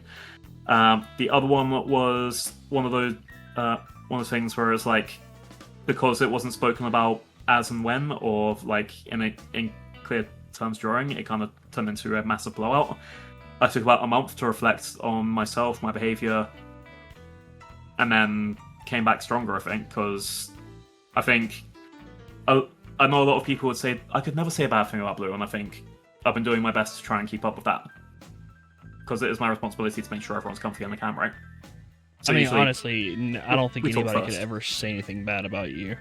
You're always a pleasure and a joy to have around. Thank you. It means a lot. I know it's like, it sounds like a line, but it does mean a lot when I hear that from people, because it's like, yay, I've made an impression. Hooray. It makes sense. You will always leave a lasting impression on anybody you come around. You're a joy to be around. Personally, for me, when it comes to boundaries, so I know, like, for one example was probably about a year ago, I thought about my actual name. My actual name, like, I don't care that people know my name. No, my name is not Sick. It is, of course, my name is Tyler. But not Taylor? No, not Taylor. Sorry. I swear to God, Blue, I'm gonna fight you. But my actual name is Tyler, and what it was is that I don't care that people know that. Sure, you know my name, but my name on Twitch is Sick. That's my name. And I had a chatter that continued to call me Tyler. I was just like, hey, no, my name on Twitch is Sick. We will not call me by my actual name. I mean, I just set boundaries on the spot. Okay, no, we're not going to do that.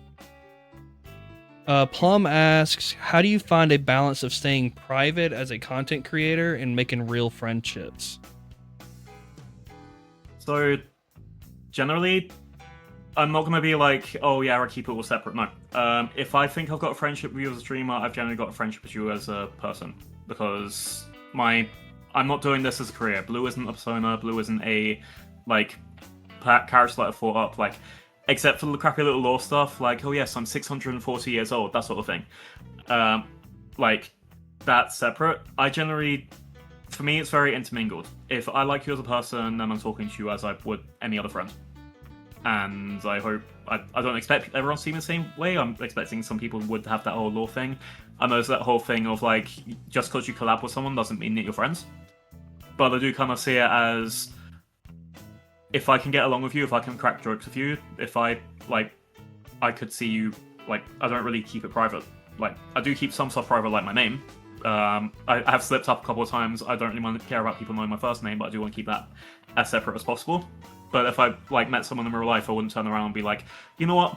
You have to call me Blue the entire time. You can't just call me by my first name, sort of thing.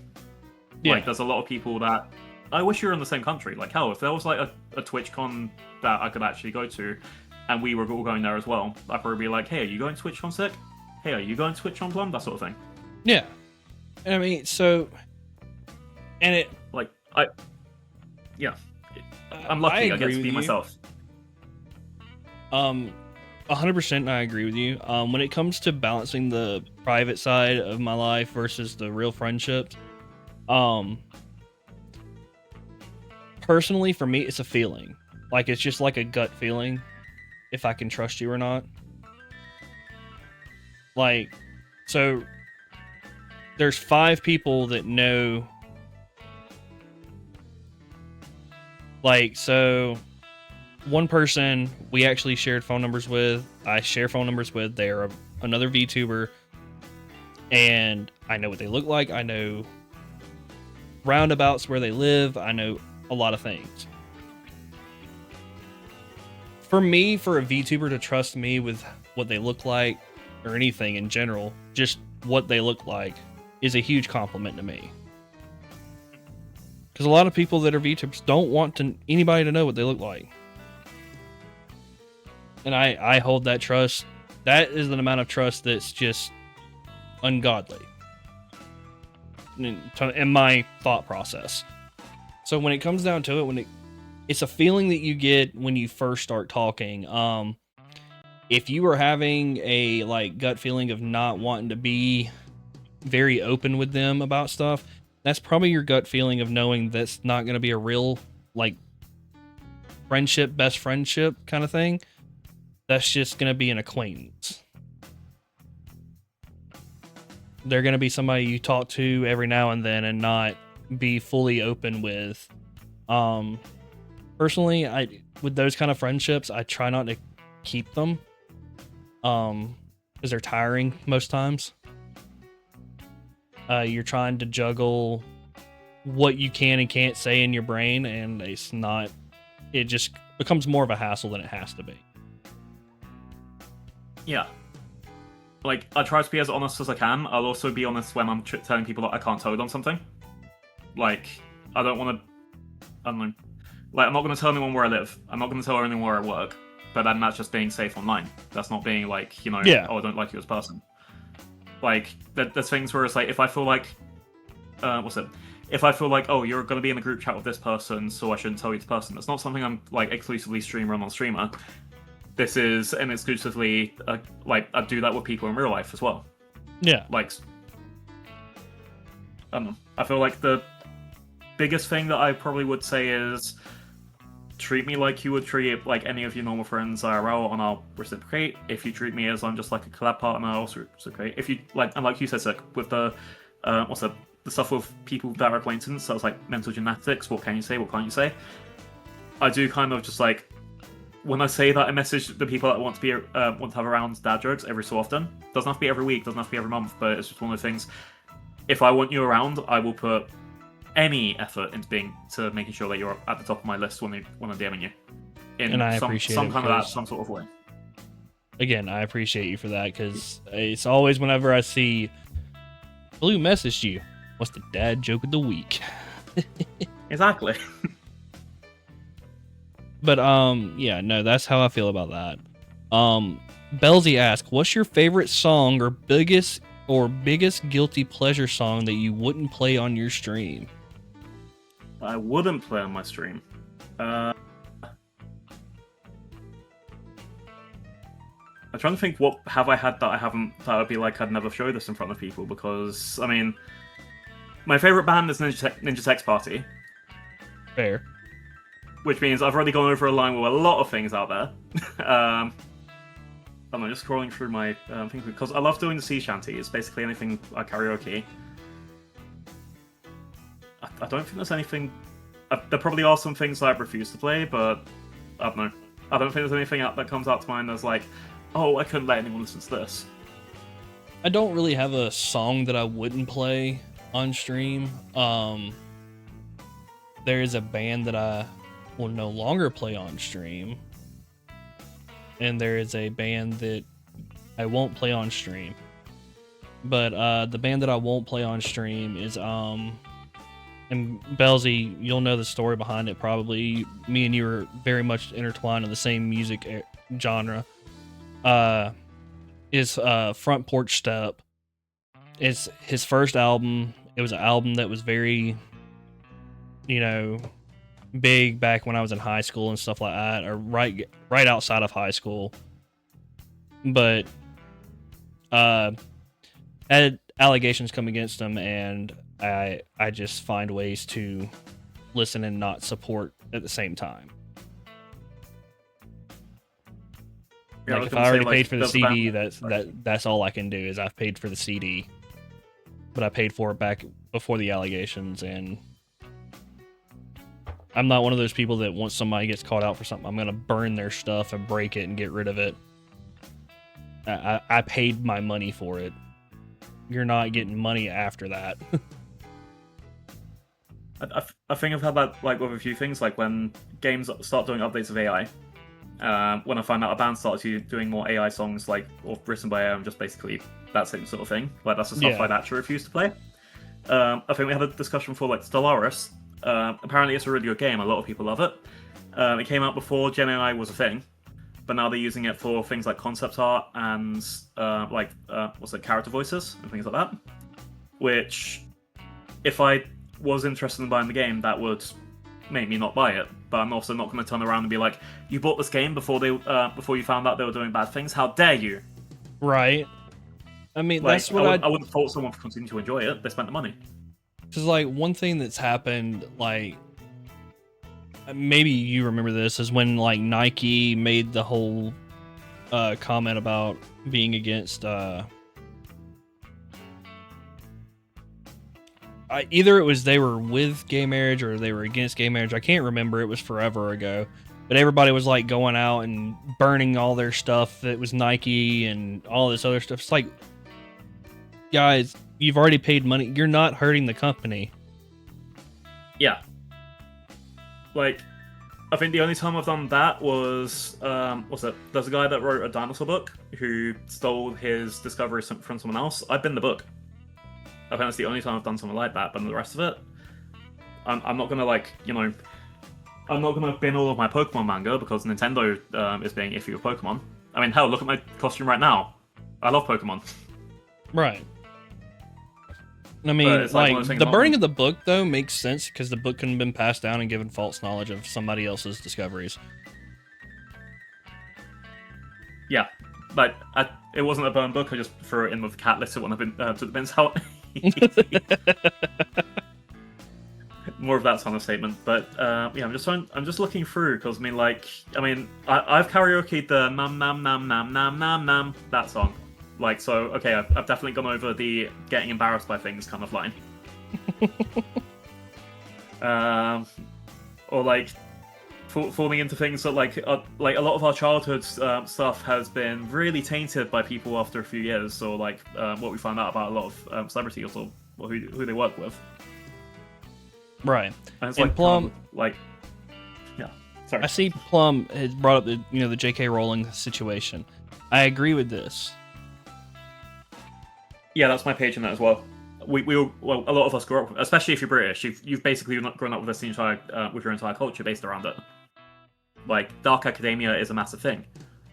Yeah, and the How thing can that I- gets me with the J.K. Rowling situation, the studio that made Hogwarts Legacy does not agree with J.K. Rowling. Like, they didn't agree with J.K. Rowling at all. And they still took the money. They still made the game Yeah, because they had to get the bag, right? yeah. I mean, they're a company; they have to make money.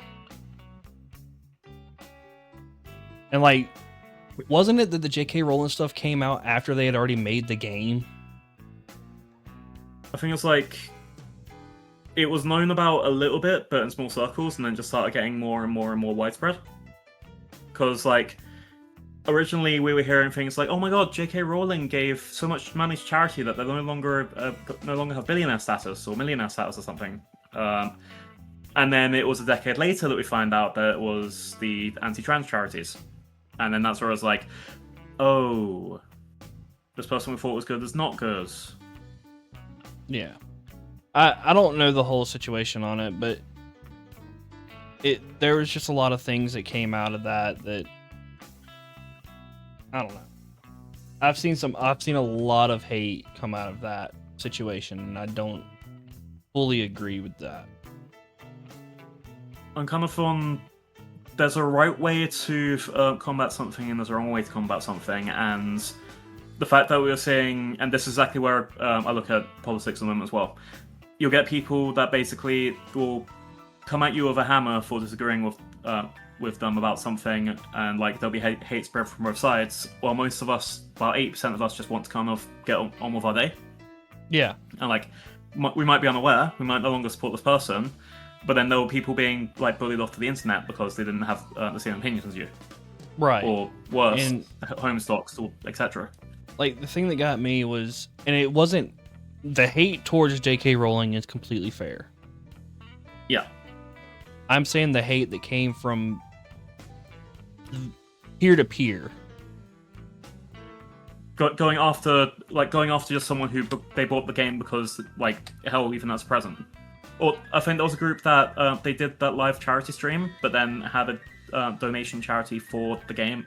For a trans charity when they're playing the game. Like they were being attacked for doing a charitable event and still trying to enjoy their childhood. Yeah. I mean, so that was my thought process on it, and I do not know what name to go by. I'm gonna go with Pika. I'll go Pika Pika. Pika. But yeah, Pika. Okay, so Pika's, saying maybe I'm terribly online, but I knew JK was a pariah years before the game. It was kind of like a flashpoint. Before I started streaming, I didn't own a PC. I had console only. Like there wasn't being chronically online for me.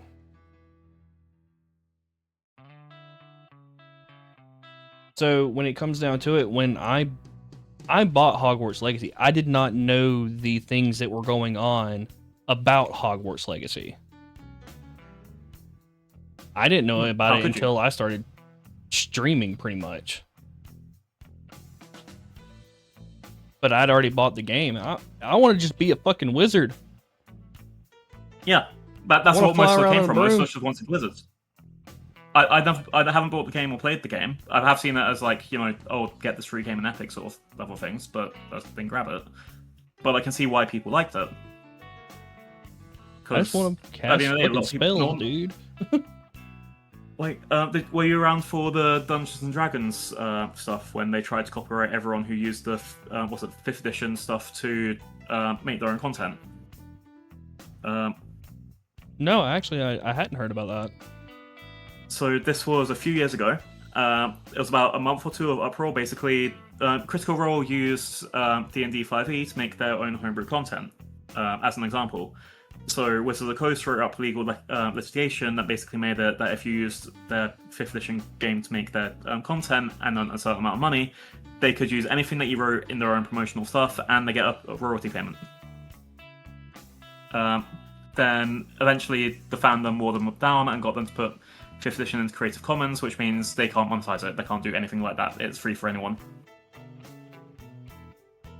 But that was a massive point in the D&D sphere where everyone was like fighting both sides, being like, the company wrote the thing, they should be allowed it, versus they made some massive fan base based on the fact you can homebrew D&D games, so like they should be allowed to do what they want. But the thing is, most people at the general game store, they didn't know shit. They just wanted to play the game. Right. Like, online sales of D&D went in the toilet. My local game store, they were like, what's going on? They just bought the book and went on with the day. Right. I mean, I don't know. There's just, and that's There's a lot of thing. stuff that, yeah. Go ahead. It's just a lot of stuff where if you go offline for a few seconds, if you stay away from the algorithm on like Twitter, go on there for 5 minutes, I'll get instantly pissed off with whatever's up there. I'm not going to go on for the current drama because it's current. Right. Yeah. And sorry, I'm interrupted. I want to preface this just real fast because I mean, here in a second we're gonna raid out.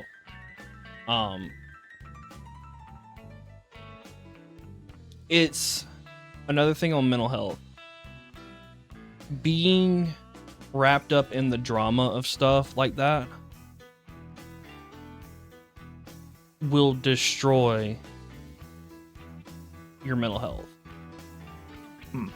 Because you're not only watching, two sides argue, it's something probably you're passionate about. Like, just in general. Like, I watched friendships end over the whole Hogwarts Legacy side of stuff. Because somebody I can see marriages ending played, like, it just, stuff like that would actually just destroy the mental health. And it sucks, it hurts, I hate seeing it. It's just stuff like that. That's all I wanted to say on it. It was like just being wrapped up in that kind of drama. Like the open game license was a great for D&D, and rather than lean into it and build a marketplace where they could collect effective royalties through sell shares, they shot themselves in the foot. Companies be dumb sometimes. It's like, because at the end of the day, like, one of the key things with me, and I think a lot of people resonate with this, if someone comes to me, like, and they're actively having an argument with another VTuber, I don't want to know about it. Unless someone is actively dangerously harming someone, I think this is building off of what Plum was saying, like, if someone's actively dangerously harming someone, if someone, again, the December situation, I need to know about that as soon as I can so I can take action. Right. But if you're just having like a tiff with someone, an argument with something, don't mention it to me. I don't care about like if person A blocked you and person B wrote something about you mean behind your back in the private DM. I care about how you handle yourself in those situations. And that's the biggest thing for me. If you're like if you're like raging and punching down a lot of other things, like I've seen someone who like they flipped out. I think this was about a month ago. They flipped out because someone made a private joke to their friends. And like it didn't involve anyone else, and they flipped out and tried to cancel them everywhere, like with takedown documents and everything. It's like you could have had a conversation about this and not made everyone's life hell for these 5 minutes, or these 2 weeks, not make, like YouTube takedown videos and that sort of thing. And that's the exact same thing that I see of about 80-90% of these situations. It can be handled privately or just block and move on. And then there is also this contingent that, like that last time speaking about, they really want to bring stuff out there and make everyone feel shit for it, for their mental health. And that's where I'm just like, the way you're handling this, like if you're telling me a lie to get me on your side, or if you're trying to turn me against someone, trying to fish for information, that's ruining my mental just because I'm thinking, am I about to have to betray someone else to help you for a start, or am I hurting someone else or getting involved in something that I don't need to? Yeah, 100% agree. And that's how I see it with this. It's like, if you're not hurting anyone, do what you want. But the second you start to try hurt one of my friends, if someone I care about kind of gets into it, then I'm having to put foot down. Right. I think it's tangent to begin, sorry. No, you're good. I Yeah. agree with you. But we are at our time. Oh, could have gone for like 3 more hours than that. Fine. We could definitely do it if we wanted to, but we'll have you back on Yeah. another time though. Anyway, we could do like yearly catch-ups. I mean, like that could be a thing. Like depending Yeah, on how you absolutely. feel about I'd it. love that. Because he like I know how busy he can get. Like we're busy people. We got full-time schedules. I mean, again, we planned this in September. Like I don't mind waiting a year to be able to get back onto another chat. Like I'd rather it be like sooner, obviously, but that's not always possible. Exactly, and I mean, it's just kind of how the dates kind of rolled out. I am extremely grateful for you being a part of this, and 100% will have you come back on sooner than you think.